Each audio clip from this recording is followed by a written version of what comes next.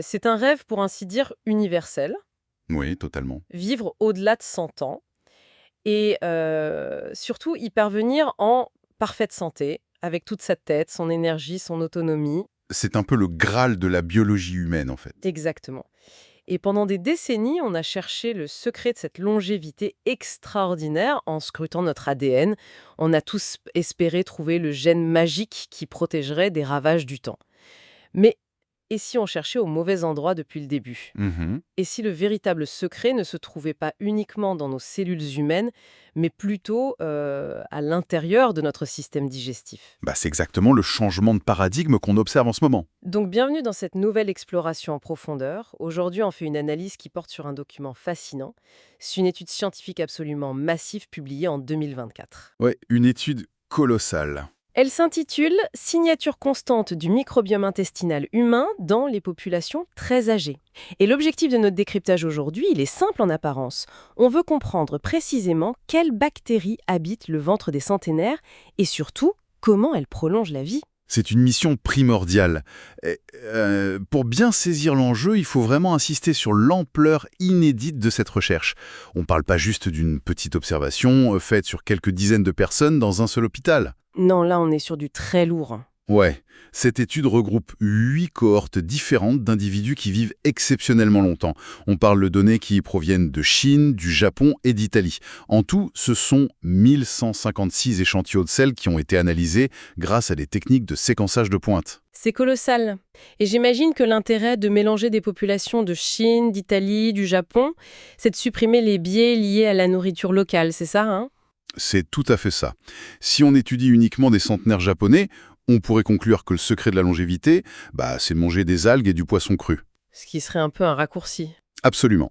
En croisant les données de ces 8 populations distinctes, les chercheurs ont pu effacer l'impact du régime alimentaire ou de l'environnement local.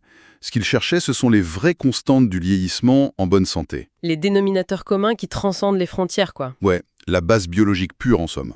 Et la première observation que font ces chercheurs, elle vient vraiment bousculer nos idées reçues sur la façon dont le corps vieillit. D'habitude, quand on étudie le vieillissement, on s'attend à un déclin généralisé. Bien sûr, la masse musculaire fond, la densité osseuse diminue. La vue baisse, le métabolisme ralentit, bref, tout s'essouffle. On pourrait donc logiquement s'attendre à ce que la flore intestinale suive exactement la même trajectoire et s'appauvrisse avec l'âge.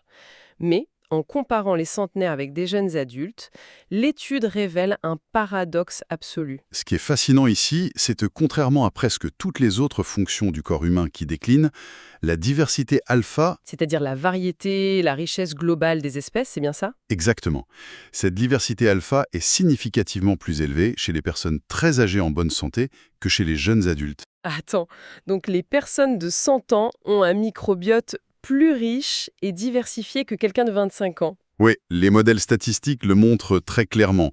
L'écosystème bactérien des jeunes adultes est en réalité beaucoup moins diversifié que celui des seniors en excellente santé. C'est dingue. Pour bien imager ce concept de diversité alpha et le rendre palpable pour notre audience, on pourrait comparer ça à deux types d'écosystèmes forestiers. Un microbiome de jeunes adultes, ou en tout cas un microbiome moins diversifié, ça ressemblerait presque à une monoculture agricole. Ça fonctionne très bien quand les conditions climatiques sont parfaites, il n'y a pas de problème. Mais au moindre accroc, c'est la catastrophe. Voilà, qu'un parasite inconnu attaque ou qu'une sécheresse survienne, et tout le champ est dévasté parce qu'il n'y a qu'une seule espèce de plante. En revanche, le microbiote d'un centenaire, c'est une véritable forêt tropicale. C'est dense, luxuriant, incroyablement varié. Oui, c'est une excellente analogie. Et pour filer cette métaphore de la forêt tropicale, si une espèce d'arbre est touchée par une maladie, des dizaines d'autres espèces autour sont prêtes à prendre le relais pour maintenir l'équilibre de l'écosystème. Les tempêtes, dans le corps humain, ce sont les inflammations, les infections ou les maladies métaboliques. Tout à fait. Plus la jungle est dense, plus le corps est inébranlable face aux agressions. Et ce qui m'a frappé dans l'étude, c'est qu'elle identifie 338 espèces bactériennes communes à tous les âges. C'est un peu le socle de base de notre microbiote. C'est le noyau dur, oui. Mais les chercheurs ont surtout mis en évidence des espèces très exclusives. 39 espèces trouvées uniquement chez les centenaires et nonagénaires, et 71 autres partagées juste entre eux et les seniors classiques. Ça veut dire que le microbiote ne fait pas que survivre au temps qui passe. Il évolue activement. Il recrute littéralement de nouveaux alliés microscopiques pour affronter le vieillissement. C'est une adaptation dynamique et continue. Alors qu'est-ce que tout cela signifie? Ça veut dire que vieillir en bonne santé, ce n'est absolument pas voir son écosystème interne s'éteindre à petit feu. C'est même tout l'inverse. Le premier grand secret de la longévité, c'est cette capacité qu'a l'organisme de cultiver une véritable jungle intestinale d'une richesse exceptionnelle. Une jungle dont il faut maintenant identifier les arbres les plus importants d'ailleurs. Exactement, continuons l'exploration de cette forêt tropicale.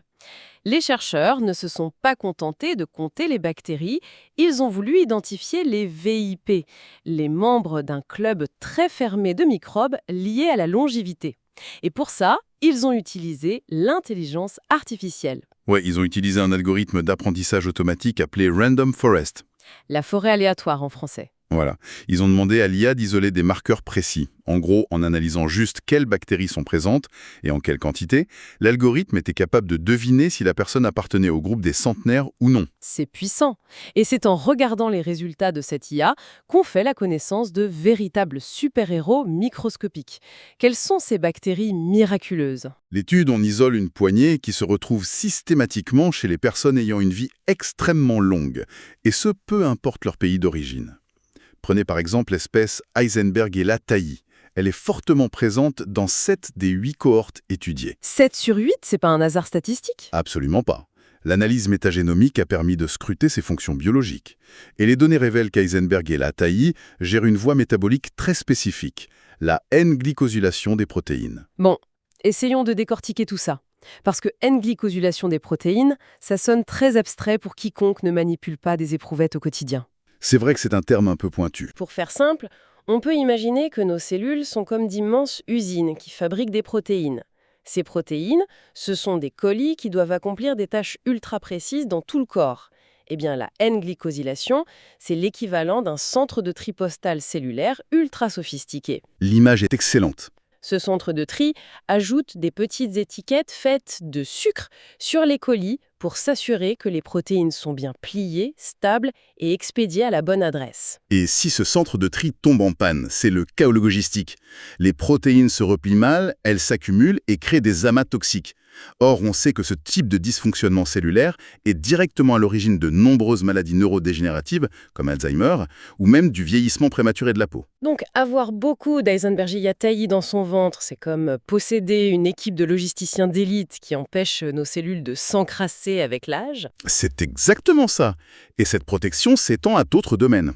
Prenons Ungatella hathaway, une autre bactérie enrichie chez nos centenaires. L'étude montre qu'elle apporte une contribution majeure à la dégradation des purines. Les purines. On en trouve beaucoup dans l'alimentation courante, non? La viande rouge, les abats. Absolument. Et lorsque le corps métabolise ces purines, il produit naturellement de l'acide urique. Ah, l'acide urique.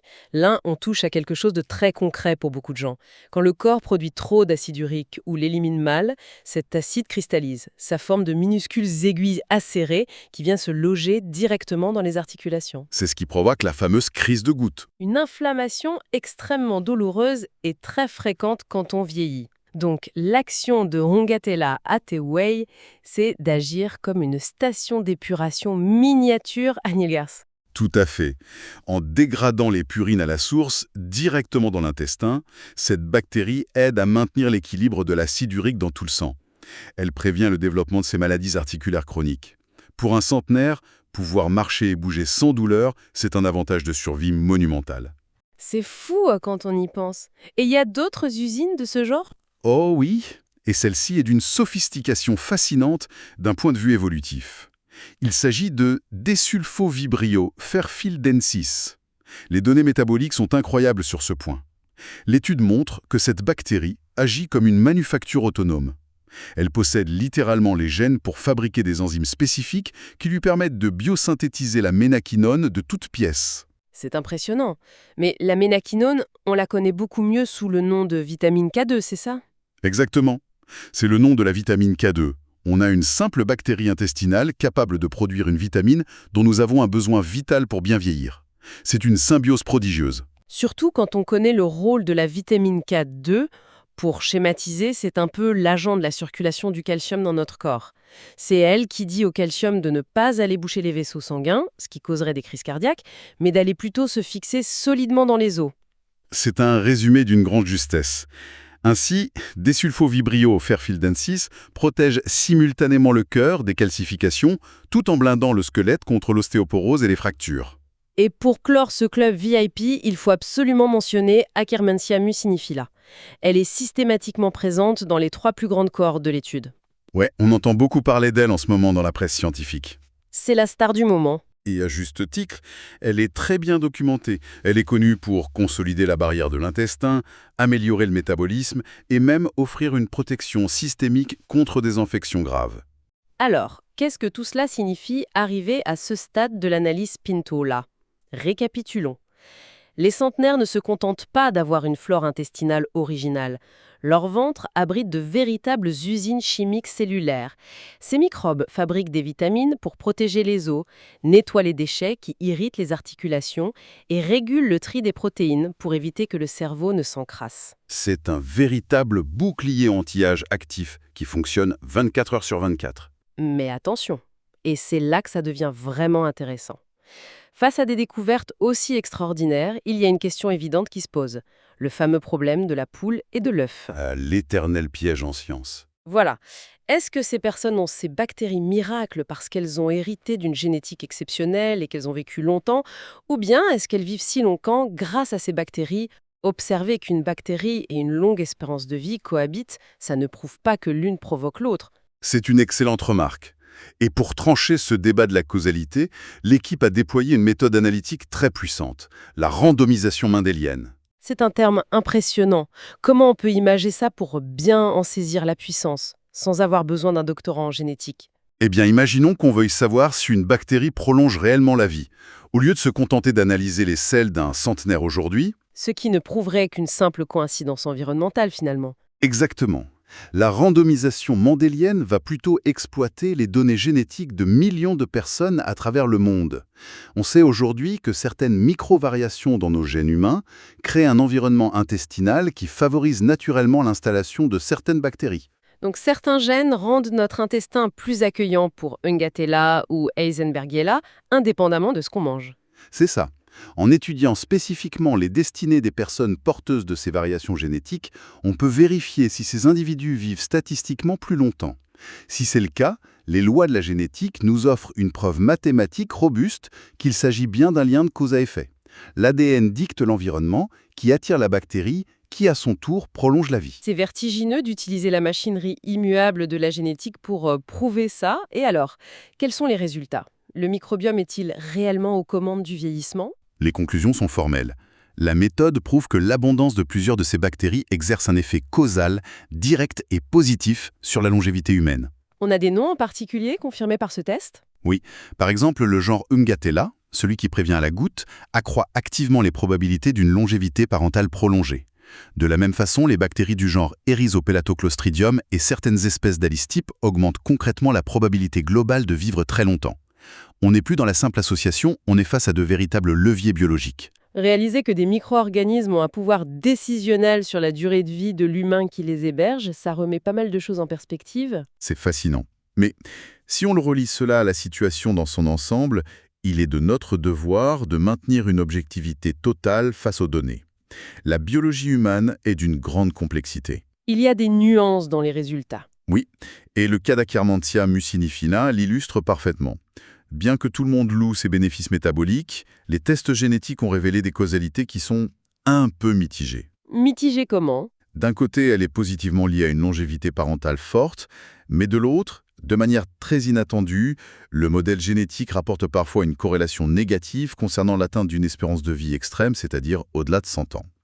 Ça nous rappelle simplement que l'interaction exacte entre certains gènes humains, ces microbes et les limites du vieillissement cellulaire cachent encore des mystères qu'il faudra démêler. C'est essentiel de le préciser.